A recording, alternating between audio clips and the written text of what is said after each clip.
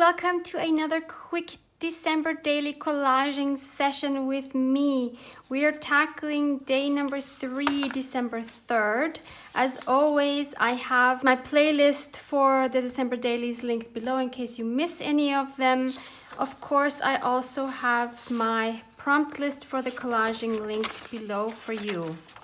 Before we decide on which prompt we're gonna do, we are going to, of course, open one of my advent boxes here from my Haribo advent calendar. So here's number 3. Let's see what's inside.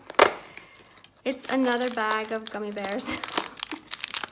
I do believe they have other things in here as well. So these are the original ones, because last time I had sour ones which were amazing, but these seem to be the original gummy bears. There's no Christmas theme or anything.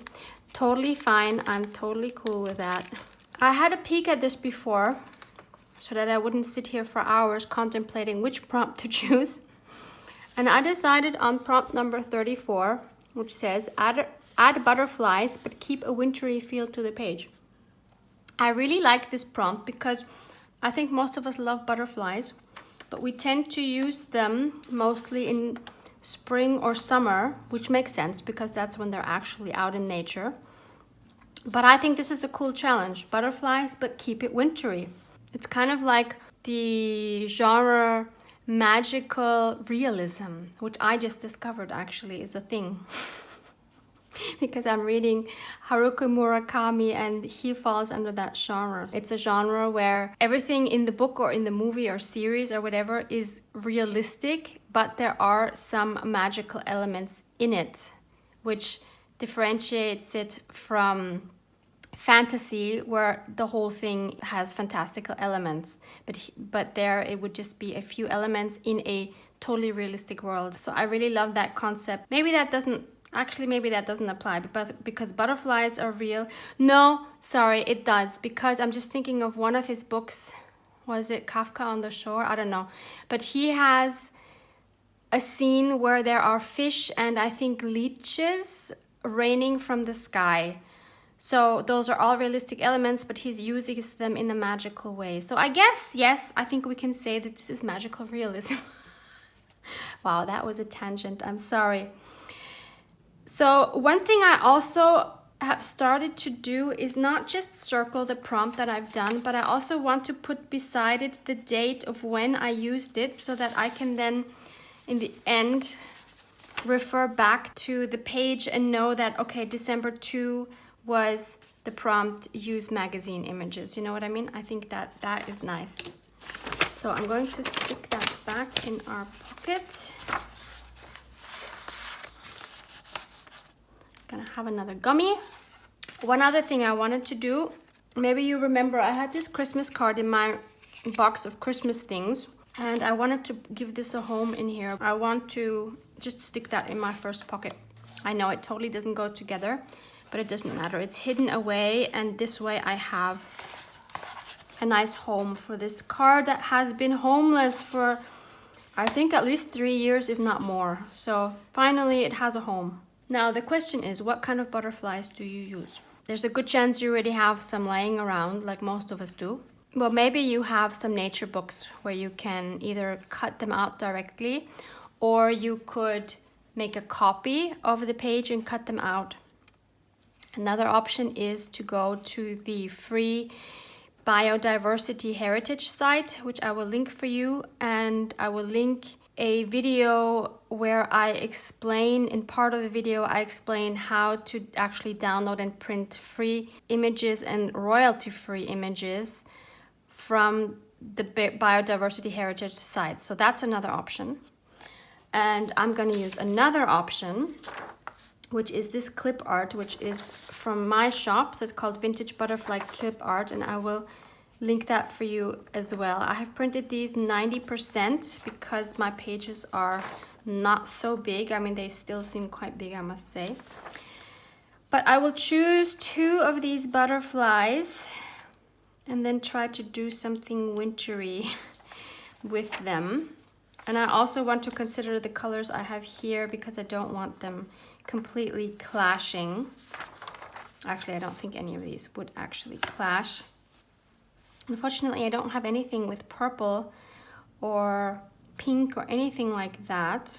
I'm thinking of adding 2 because I think 2 is nice. I know I always say 3, but I think 3 might be a bit much. I don't know. I mean, I could do two bigger ones, one smaller one. I'm sure I could find another butterfly somewhere that I've already printed and cut out. I also have to consider what kind of background I'm going to do. If I'm going to do a light background, which I think is what I will do because I think that's the theme I'm gonna go with for my journal, then I need these to somehow stand out. So for example, if I would take the ones that to me look wintry now, which would maybe be this one and this one, they probably would not pop out of the page. So I probably will have to take some stronger colors. So that in that case could either be like the warm tones, like the yellow and orange. Like I get a more wintry feeling with cold colors. So that leaves us with the blues, these 3. Now the 3 on this page in this size will definitely be too much. So I'm kind of thinking maybe I'll cut out this one for sure. I'm not sure if it should be this one. I like this one more, but I'm just not sure if it, yeah, you know what, I'll just go for it. I'll cut out these 2 and then try to find another smaller one in a blue. Then I'll think about what I can do for the background. So I'll start cutting this out. So I have these 2 cut out, and this time I fussy cut them. I didn't tear them, because with the feelers I find that quite difficult and I didn't want to leave too much white space around. So I'm looking in my envelope ephemera book if I can find another butterfly. So I have here an envelope solely filled with butterflies, and I probably should have looked in here first because I probably have what I need in here already. I also have here some from the Digital Collage Club. They have a whole butterfly sheet as well.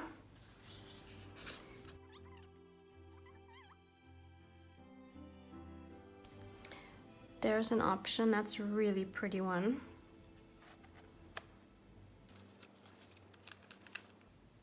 There's another one.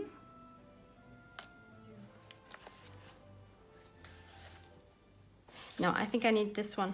The blue is just so pretty. I usually don't go for blue at all, but this is beautiful.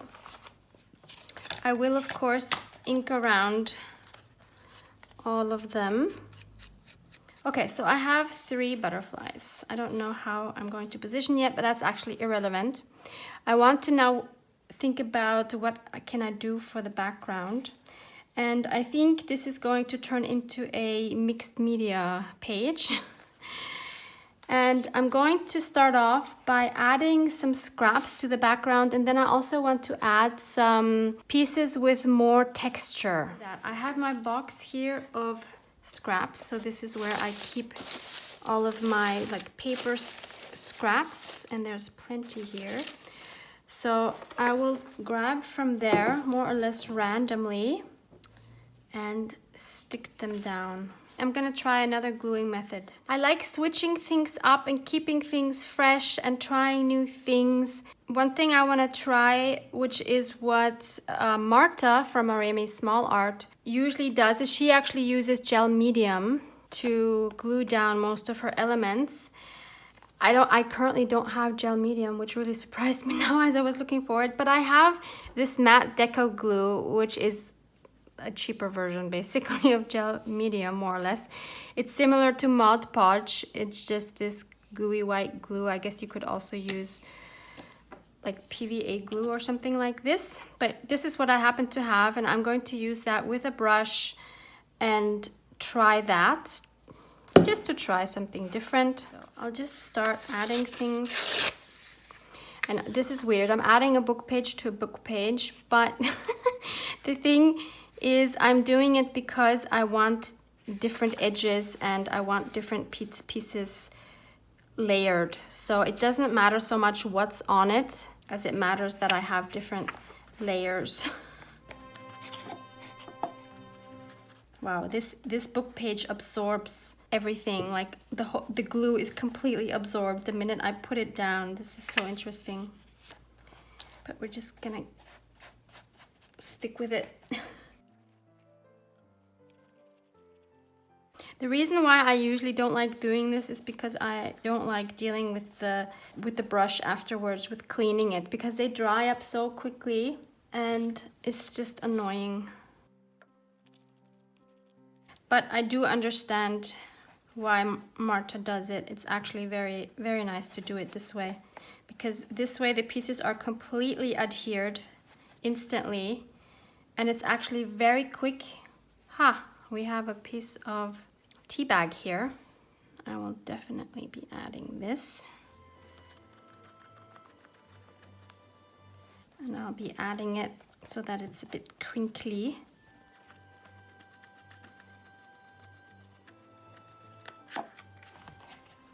Like that. You see there's some wrinkles.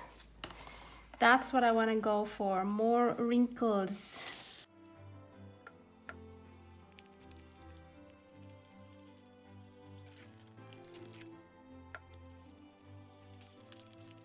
Again, I'm trying to wrinkle this. This is quite fun.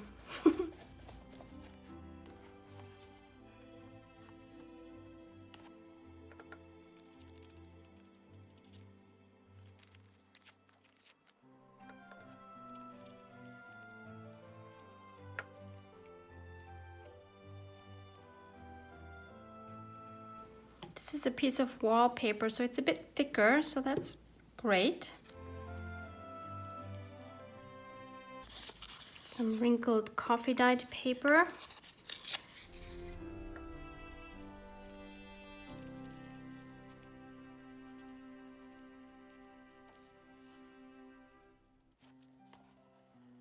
Now I'm going to grab maybe some tape or something that I can find. Oh, and also I see here I have some sewing pattern.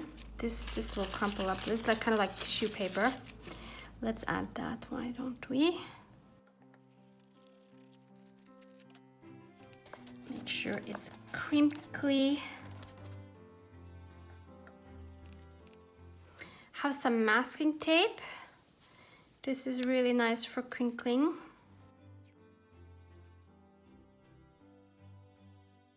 Great crinkling there. You're probably wondering, what is she doing? This is some mesh tape or carpet tape, I think you call it. Let's take some of that.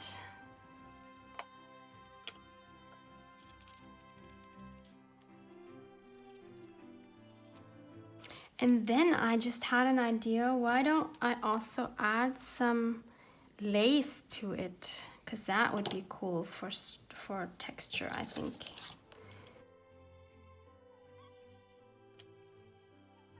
Another cool thing to add would be thread, like sewing thread or something. You just ball it up and then put it down. That's really awesome texture.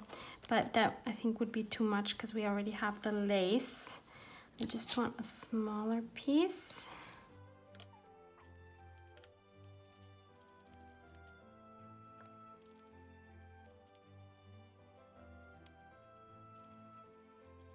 Time to let this dry. This is fairly dry now. And now I'm going to put on it a layer of a light color. And the way I want to do this is I want to use my gesso. You can use acrylic white paint instead of this. But I'm going to use my gesso and I'm going to mix this with two other colors, I think. So one is a, oh my goodness, how do you pronounce this? Phthalo turquoise? Never heard of that. And the other one, some kind of green. I think it says metallic green. So this is a metallic color. And I want to see if I can get a very nice light wintry color. So I'll first take out some gesso, plenty of that. That is too much for sure. Oh no. Let me try to put some back. And then let's add tiny bits of color. Maybe I'll put it on the side because this is going to make our gesso very dark very quickly. So I don't want to have too much of this in here. Oh, it's already turning into a nice icy blue. Oh wow, this is beautiful. So let's add a bit of green. This is like mint now. Actually, I don't want everything the same shade, so I'll have some parts that have more green and some parts that have more blue. So I just want to go over this now. Maybe add some more blue. And I actually want some of the paper peeking out on the sides. I think that's cool. And I want some with more green.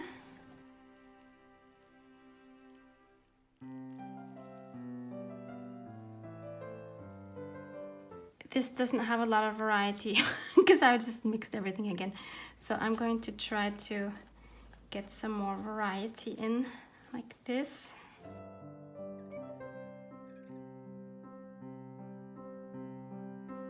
Okay, this turned out quite dark. Okay, we will let this dry.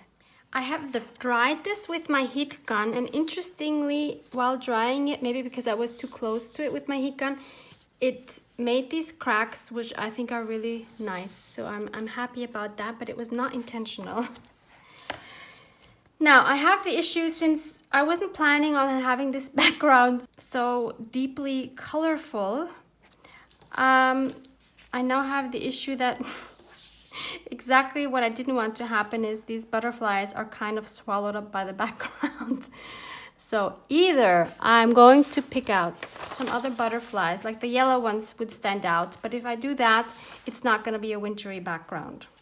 As beautiful as that combination is, that would be more for like a summery background in my eyes. It looks like the ocean or something. So that's not what I'm going for. I do want to still use these butterflies. So what can we do? We can lighten up the background again. And one way to do that would be through stencils. And I picked out some options. So there's this one, which kind of looks like a huge snowflake. And I could maybe do, do a partial one here and then do a partial one here. That's an option. Then I have this one here, which has flowers, but they could kind of be snowflakes, right? I don't know. So I could just put them over the whole thing. I might do that. Or then I have these ones with stars. Yeah, see, what I don't like is it doesn't fit on the whole page, and I don't want to stagger it because then you'll see the line. So I won't do that. So I'll probably use that one. If you don't have any stencils, another option is corrugated cardboard. You just paint it and then you stamp it. That would look really cool. You could either just do the lines in one direction, or you have them crisscross. That actually would be really cool. Maybe I will do that. I am torn between the corrugated cardboard and this one. Let's do something unexpected. Let's do this. I'm gonna take my gesso again. Actually, I don't think it's thick enough. My brush is wet. I actually want some really nice thick gesso on here.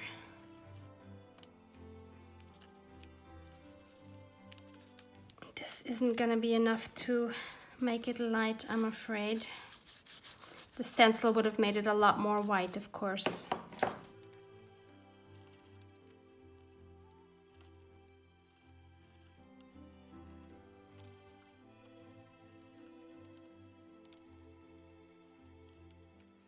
I have the feeling this is kind of just becoming a mess, which is fun. Messes are fun, but I'm not sure this is what I want for my page.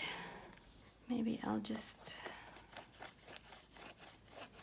This is really not what I had planned. Not that I had planned much, but this this wasn't the look I was going for. Okay, let's make the most out of it. Actually, yeah, I know what I'm gonna do. So I'll go over it with my gesso. Never mind the stamping. I want some of the blue peeking through, which is actually quite cool. Actually, I like this much better now. What do you call this? Happy accident? The background is dry, and actually now I really love that you can see some of the white lines underneath. So I really like how this turned out by accident. And I wanted to add some more wintry elements to it. I came across these stickers from last year's November Your Creative Studio box.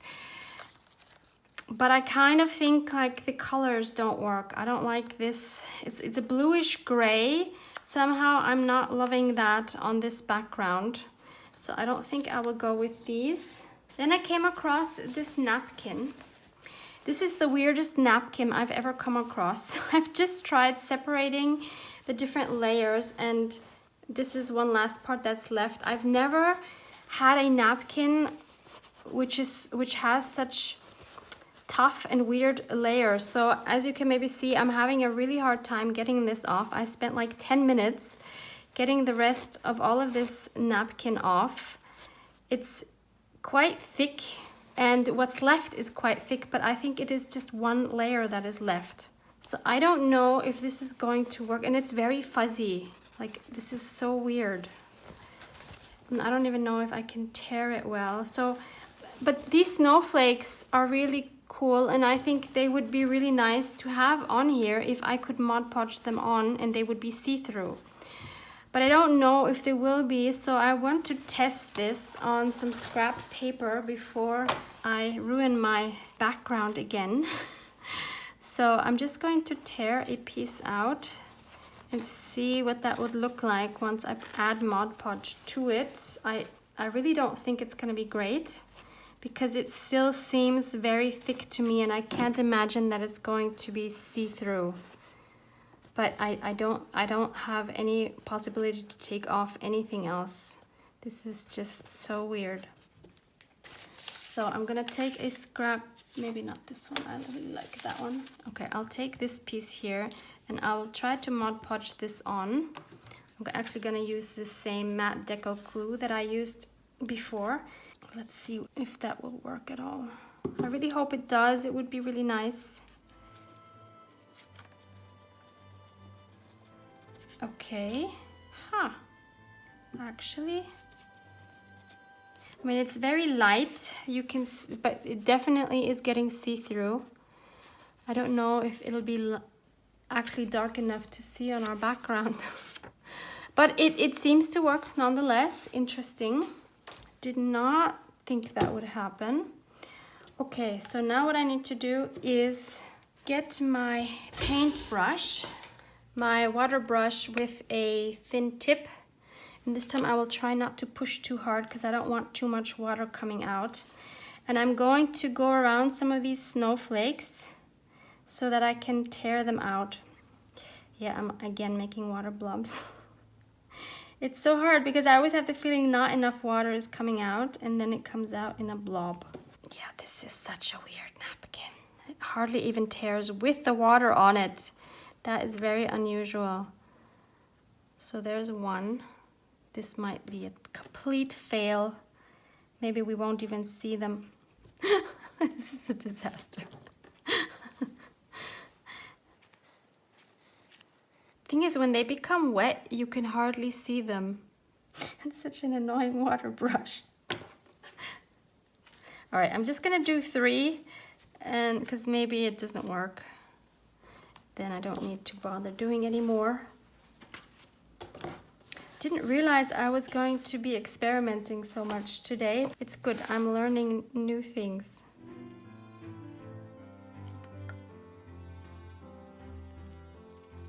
Oh, you can see them. Ha! How cool. Okay, now I'm happy. I would not have thought.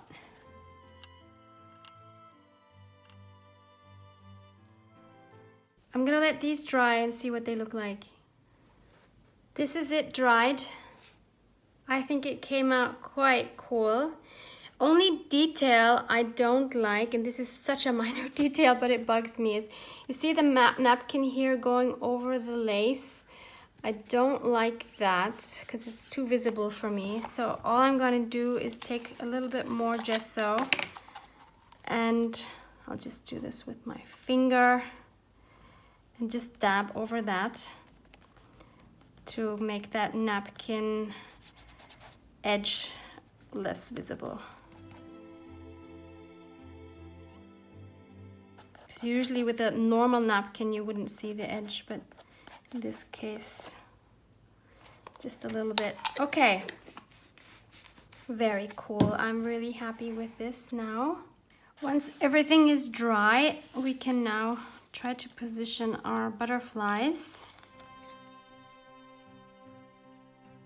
I'm not even sure I want to use this small one. Before I make that decision, I want to add one more element, which is a sentiment. I checked online what kind of wintry quotes I could find, and there's one I found which I really think fits so well to this page, which is, "If winter comes, can spring be far behind?" And I typed this up in the program Canvas, which is a free program, and then I just made this rectangle as a background. And I'm going to cut this out, and I know not everybody is able to do this, so I will provide this one quote here, just like I have it here, for free for you. I will link that down below. It'll just be one A4 PDF page with that one quote. So you're welcome to use it if you want to for your butterfly page. And since this is another element for our page, I don't want to commit to gluing down the butterflies without seeing where to put this, because this is another dominant element, so it needs to somehow work with the others together. And it's quite a large element, as you can see. So I was thinking of putting it down here somewhere. So this is probably the most dominant element on the page. So that's kind of what I'm thinking. I'm not sure about this, because if I add him, I have 4 elements.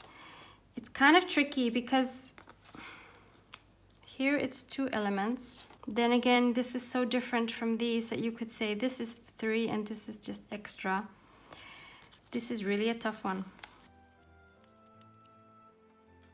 What if we make a cluster here and combine these 2? And then we'd have the 3 butterflies, but we still only have 3 elements. Yes, I think that's what I like. And I want these 2 kind of facing each other.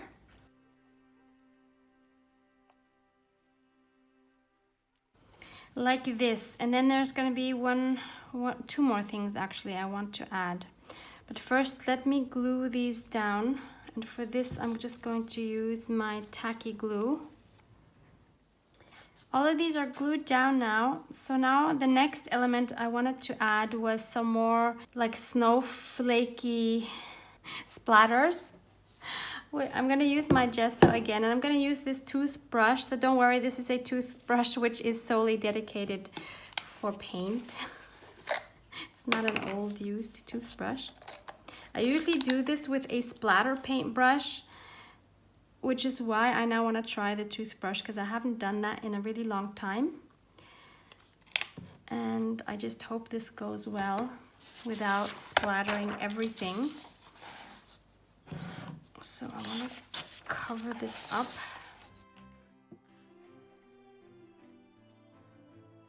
This is totally not working.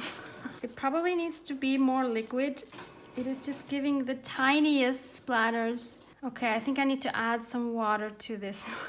I changed my mind because I don't want thin watered down splashes or splatters. I want thick splatters. So I am taking my splatter brush and try this again. Usually I tap it, but I think this is so thick. How do I do this? Okay, this is good. They're not really splatters, they're more like streaks. But that's fine, that's fine. It looks like a snowstorm. Oh God, this is such a mess.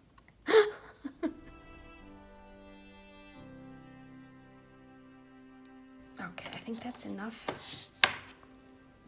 Let me show you what it looks like.